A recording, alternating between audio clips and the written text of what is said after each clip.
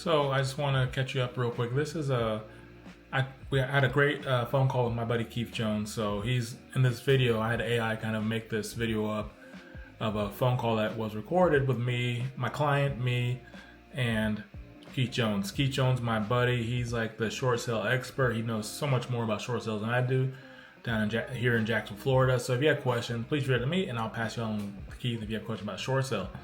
But I believe this phone call that we recorded goes over a lot of details about short sales and how to help people out. And this was a particular client of mine. He had called me off the phone.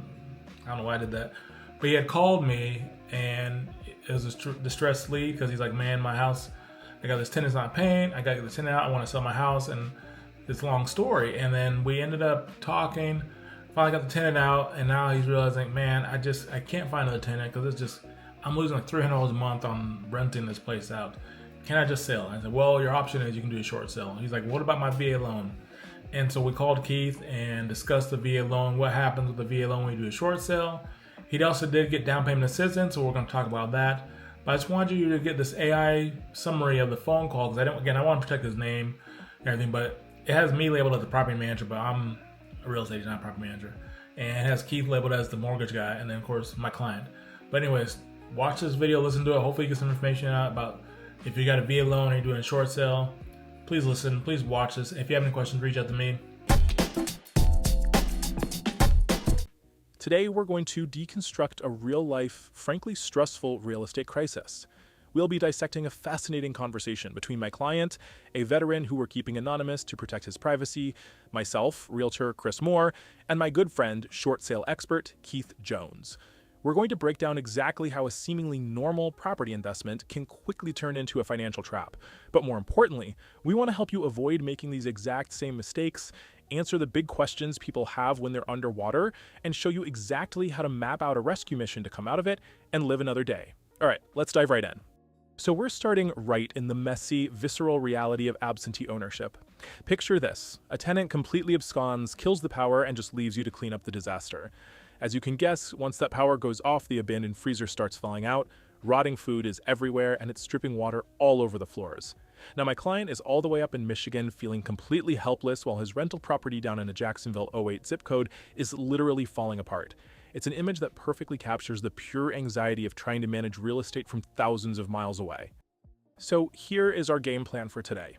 We'll cover the out-of-state landlord nightmare, assessing the financial drain, the short sale strategy, debunking those short sale myths, avoiding costly mistakes, and finally, surviving to live another day. Starting with part 1, the out-of-state landlord nightmare. This right here is the immediate chaotic reality on the ground. The tenant didn't just skip out on the rent, they practically left a biological hazard behind. I actually had to step in just to stop the bleeding, coordinating a $400 dumpster, bringing in a professional cleaning crew for light maintenance, and getting those water valves shut off to prevent any more floor damage. My client even tried tracking down the tenant's spouse's employer to locate them, but without social security numbers, total dead end. This scenario is, without a doubt, every out-of-state landlord's absolute worst fear realized. Moving right along to part 2, assessing the financial drain and the trap of an underwater property. Negative $200. This number is just staggering when you understand the context behind it. My client had successfully rented this home for what he thought was top dollar in that specific area, $1,850 a month. But here is the brutal truth of the situation. His mortgage and property taxes were running so high that even with a paying tenant in place, he was bleeding $200 every single month out of his own pocket. Plus, because of how taxes played out on that rental income, he took an extra financial hit. Let that sink in. He was literally paying out of pocket for the privilege of someone else living in his house. Looking at the actual math, we can see exactly why simply throwing the house on the open market wasn't an option. He owes roughly $222,000 on the mortgage principal, plus another $11,000 tied up in a down payment assistance loan. Even if we cleaned the place up perfectly, selling it would still leave a deficiency balance of roughly $15,000 to $20,000. The property is heavily underwater. He can't afford to keep it empty. He loses money when it's rented, and he sure doesn't have the cash to sell it and pay off the bank. He is completely, totally boxed in. Which brings us to part 3, the short sales strategy. This is where we call in the expert. To stop this looming threat of foreclosure, I brought my friend Keith Jones onto the call. Keith is a short sale expert, and he immediately suggests, well, a short sale. For those who might need a quick refresher, a short sale is basically when you sell a property for less than the outstanding mortgage balance, and the lender officially agrees to take that lesser amount as a negotiated settlement. As Keith explains, it's a strategic lifeline. It's designed to save the bank the massive headache and expense of a prolonged foreclosure while allowing the homeowner a clean, managed exit. The contrast between your options here is absolutely striking. A foreclosure racks up massive court fees that you'll probably never be able to pay. It severely damages your credit for years, and it operates on a chaotic, forced timeline. A short sale, though, it's a managed exit. Yes, it will show up on your credit as a settlement, kind of like settling a credit card debt, but it's highly negotiated and completely avoids that catastrophic legal snowball of a foreclosure. Even that $11,000 down payment assistance loan could be settled once they know a short sale is officially in play. Keith is great at this because he breaks this very daunting, scary process down into a simple 90-day timeline. First, we list the property at fair market value, just like any normal house. We get the best offer and submit it to the bank. The bank usually takes about 45 days to make their decision. After that, the buyer takes about 45 days to close. Boom. By laying it out in these clear, manageable steps, Keith brings some much-needed structured hope to a very anxious client. Let's look at part 4, debunking short sale myths and clearing up the confusion. We hit our first massive hurdle right out of the gate. My client asks, hey, can I do a short sale if I'm actually entirely current on my payments? You see, he had been dutifully paying his mortgage every single month, even while bleeding cash, because he was terrified. He'd heard rumors that you had to purposefully tank your credit by missing payments just to get a bank to approve a short sale. Keith delivers a massive sigh of relief here. The answer is yes. He explains that while FHA or conventional loans, like Fannie Mae and Freddie Mac, are incredibly strict and often demand that you're delinquent before they'll even answer the phone, VA loans are a completely different animal. Because my client is a veteran who physically moved out of state and is facing a legitimate hardship, the VA is uniquely forgiving. In Keith's own words, the VA is one of the most lenient lenders in the land for relocated veterans. Then comes the next crucial question, the one that literally keeps underwater homeowners up at night.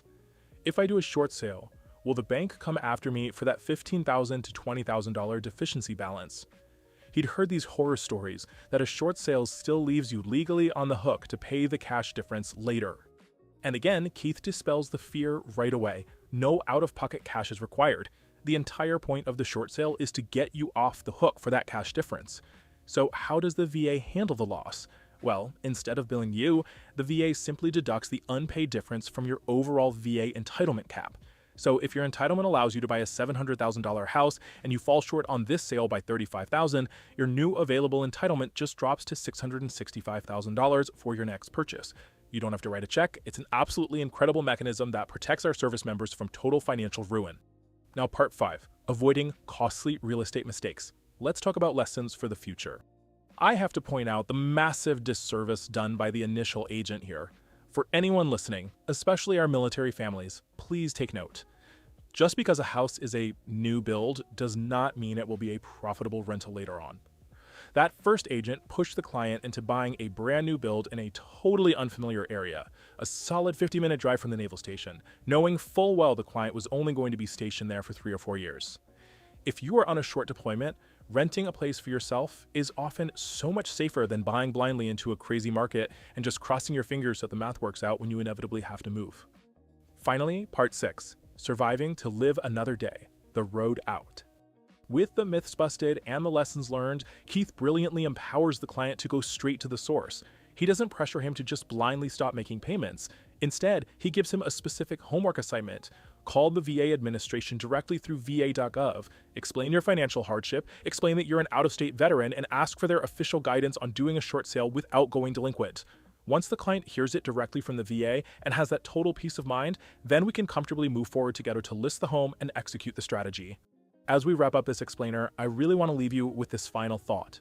To evaluate your own real estate journey, look at the raw numbers, look at the time you're spending, and ask yourself honestly, is your investment property working for you, or are you working for it?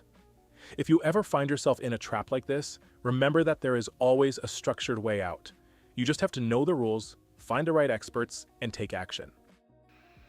So thanks so much for watching. I know there's a tutorial and it was AI voiceover, but I thought it was worth it to share this information with you. If you have any questions, please reach out to me, Chris Moore at Momentum Realty at We Buy Any House in Florida. I'm here to help you buy, sell, invest in real estate. And if you're struggling, please call me. I can find out solutions for you like I did this guy. And we're going to find a solution for him to help get his house sold. And we also can do loan modifications. There's so many things we can do. We can do bankruptcy. We can help you so many things that will point you in the right direction. So either you got to sell your house, stay in your house, whatever solution is, I'm here to help you out. Again, thanks so much for watching. Chris Moore at Momentum Realty at We Buy Any House in Florida. And I'll catch you on the next one.